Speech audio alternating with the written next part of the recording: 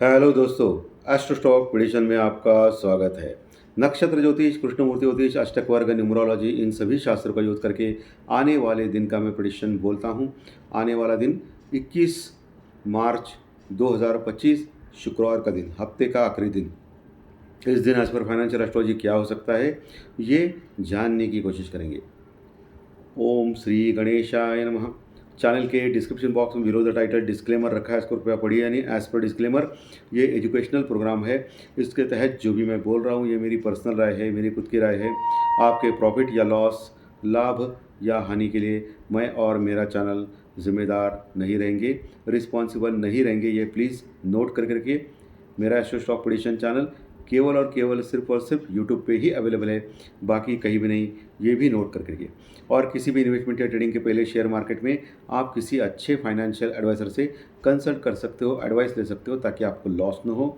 और ये हमेशा ध्यान रखिए कि टेक्निकल डाटा का कार्यक्रम हो या ज्योतिष शास्त्र प्रेडिक्शन का कार्यक्रम हो, इस चैनल के ऊपर ये सिर्फ आपको दिशा दिखाती है। इसके ऊपर आप जा सकते हो, लेकिन ट्रेडिंग आपको प्रॉपर स्टॉप लॉस और प्रॉपर हेजिंग से ही करना है। अपना कैपिटल का ख्याल रखना है, सबसे इम्पोर्टेंट वही चीज़ है। और ये हमेशा 100% सही होगा, ऐसी कोई भी गारंटी नहीं है। प्रेडिक्शन ये अनुमान है, बस ये ध्यान में रखना है। सो आपका जो कैपिटल है बहुत ही सेफली आपको इसके ऊपर काम करना है। चलिए दोस्तों, शुरू करेंगे। सो दोस्तों, आज निफ्टी ने ज़बरदस्त तेज़ी की।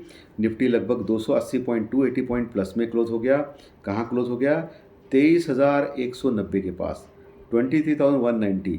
यानी इम्पॉर्टेंट जो उसका जो ईएमए जो था, रेजिस्टेंस रुकावट था, वो भी उसने पार किया।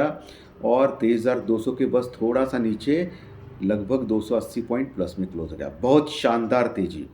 और वही बैंक निफ्टी भी 360 पॉइंट 360 पॉइंट प्लस में क्लोज हो गया, एचडीएफसी बैंक की वजह से। बाकी बैंक निफ्टी खराब ही था, लेकिन एचडीएफसी बैंक चला, इसलिए 360 पॉइंट प्लस में क्लोज हो गया। लेकिन सबसे इम्पोर्टेंट, 50,000 के ऊपर की क्लोजिंग मिली बैंक निफ्टी में, 50,060 के पास। ओके। और हमारा जो एक सिद्धांत था, सूत्र था ज्योतिष शास्त्र का, पिछले एक हफ्ते से मैं बता रहा हूँ कि जब जब बुध यानी मरकुरी वक्री होता है, तब तब मार्केट वन साइडेड ऊपर या वन साइडेड नीचे जाता है। ऐसा प्रीवियसली अगर हिस्ट्री में देखा जाए तो 10 में से 6-7 बार ऐसा हो चुका है। और ये मैं बार बार पिछले हफ्ते से बोल रहा हूँ।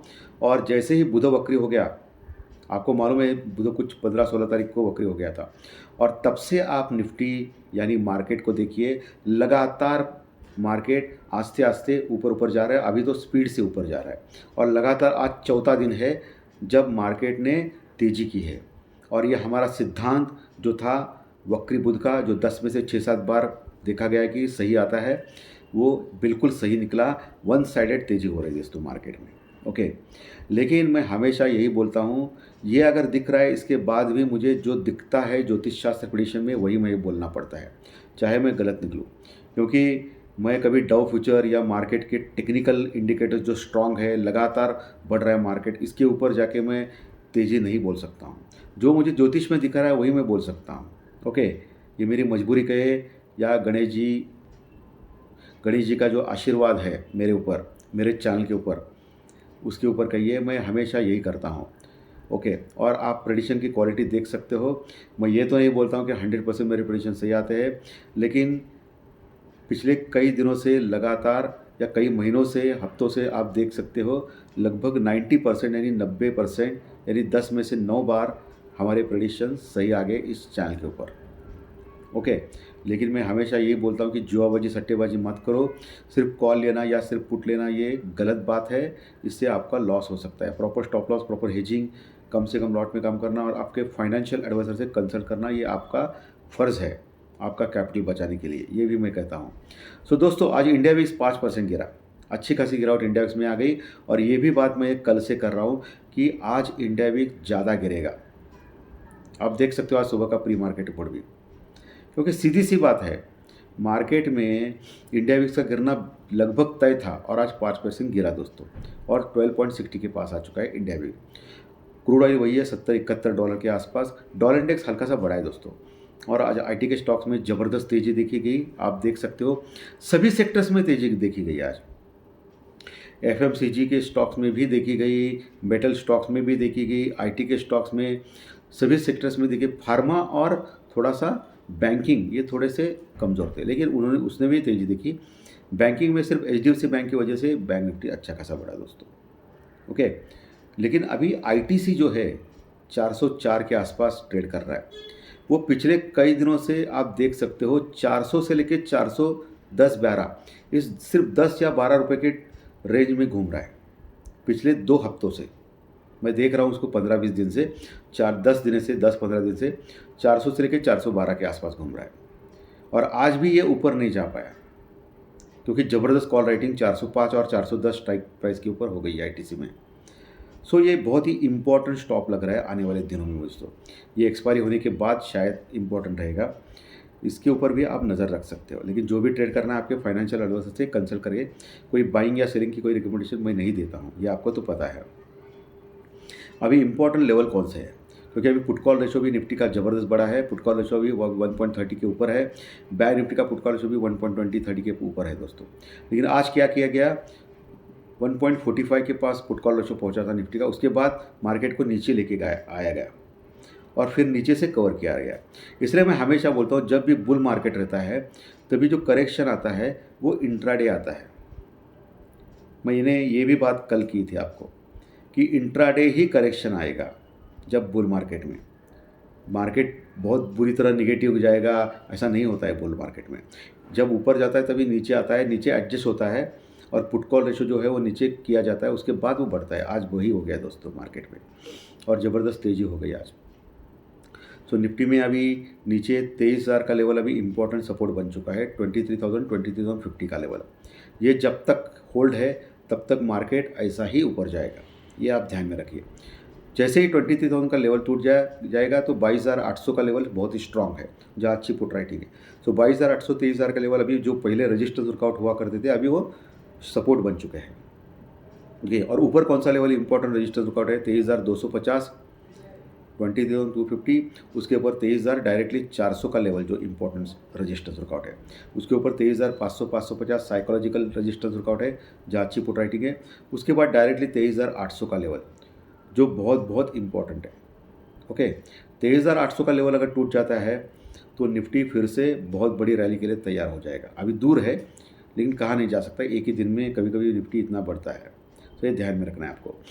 बैंक निफ्टी में 50,000 के आसपास जो अभी 50,060 के पास होता, 50,000 के पास भी अच्छी पुट राइटिंग है।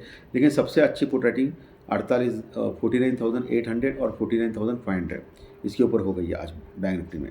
वो एक अच्छा सपोर्ट काम करेगा। ऊपर जैसे मैंने बोला है, कल भी मैंने बोला था 50,300 200-300 का लेवल जो है वो बड़ा रेजिस्टेंस वर्कआउट का लेवल है। अगर 50,300 का लेवल तोड़ता है और कल भी 50,000 के ऊपर लगातार दूसरा दिन क्लोज करता है तो बैंक निफ्टी आने वाले दिनों में ऑल टाइम हाई भी लगाने के लिए तैयार हो जाएगा। ये आप ध्यान में रखिए, बहुत बुलिश हो जाएगा।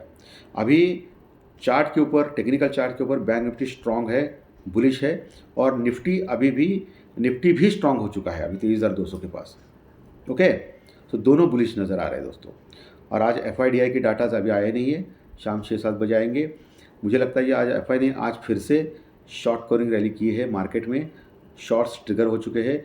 अभी तक FI की जो लॉन्ग पोजीशन थी इंडेक्स में, यानी निफ्टी, बैंक निफ्टी और सेंसेक्स में 27% थी। आज सुबह तक कितना, 27%, यानी अभी भी वो 73% शॉर्ट में है। लेकिन आज फिर से वो कवर किया रहेगा और डायरेक्टली अभी हम लोग, मुझे लगता है कि 35-40% आए रहेंगे लॉन्ग पोजीशन में, और शॉर्ट पोजीशन 60-65% हुई रही है अभी, यानी शॉर्ट्स अभी कवर हो रहे हैं। इस डाटा के ऊपर भी आपको ध्यान में रखना है। ये नेशनल स्टॉक एक्सचेंज यानी NSE के ऊपर ये डाटा मिलता है दोस्तों। आपको देखना है, ढूंढना है दोस्तों। फ्री में कुछ नहीं मिलेगा लाइफ में, आपको समझना भी चाहिए ये ओपन इंटरेस्ट कैसा देखा जाता है, टेक्निकल चार्ट क्या होते हैं, ये सब कुछ सीखना चाहिए। जैसे ज्योतिष शास्त्र प्रेडिक्शन अलग साइंस है, वैसा ही ये टेक्निकल चार्ट्स का जो अलग साइंस है। लेकिन कोई भी साइंस या कोई भी आदमी या कोई भी परिस्थिति 100% सही नहीं होती है। ओके, कुछ भी चीज़ 100% नहीं होता, ये ध्यान में रखना है आपको। चलिए अभी ज्योतिष शास्त्र प्रेडिक्शन के ऊपर आते हैं। कल तारीख है 21 तारीख, 2+1=3, ये है बृहस्पति गुरु का अंक, और कल शुक्रवार है। शुक्र और गुरु एज पर न्यूमरोलॉजी ठीक ठाक नहीं है, खराब है। सुबह 9:15 बजे एज पर KP चार्ट मेष लग्न की कुंडली है और चंद्रमा वृश्चिक राशि में है, यानी मंगल के राशि में, और उसका जो नक्षत्र है वो ज्येष्ठा नक्षत्र जो बुधदेव का नक्षत्र है, और बुध वक्री हो चुका है ऑलरेडी। सो कल मार्केट में एक टर्निंग पॉइंट आ सकता है। बृहस्पति, गुरुदेव और चंद्रमा का समसप्तक योग हो चुका है। शनिदेव की पूरी दृष्टि चंद्रमा के ऊपर है, राहुदेव की भी पूरी दृष्टि चंद्रमा के ऊपर कल के दिन है दोस्तों।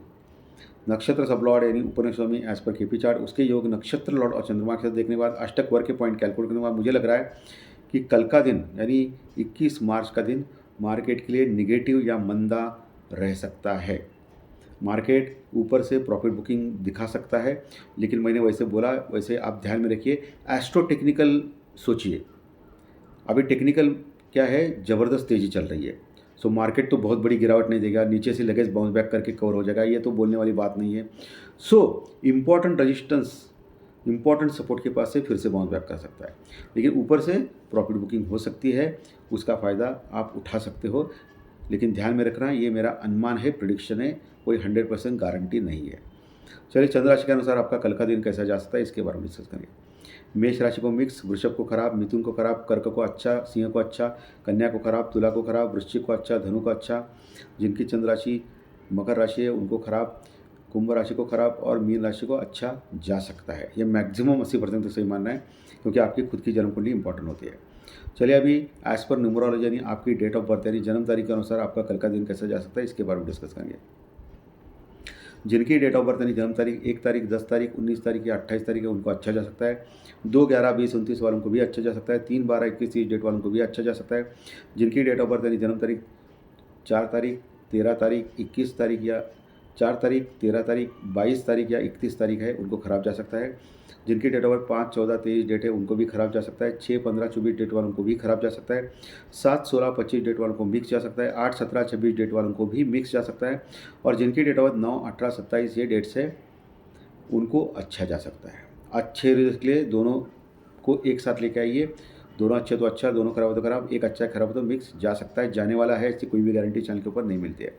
तो दोस्तों आज का सेशन अच्छा लगा तो लाइक दबाइए, कमेंट बॉक्स में कमेंट लिखिए, और जो नए दर्शक पहली बार चैनल देख रहे हैं वो सब्सक्राइब का बटन जरूर दबाएं, ताकि आपको आने वाले सभी वीडियो इसी चैनल के ऊपर सिर्फ और सिर्फ यूट्यूब के ऊपर जरूर देखने मिलेंगे। धन्यवाद, फिर मिलेंगे कल सुबह प्री मार्केट रिपोर्ट में 7 बजे। Thank you very much.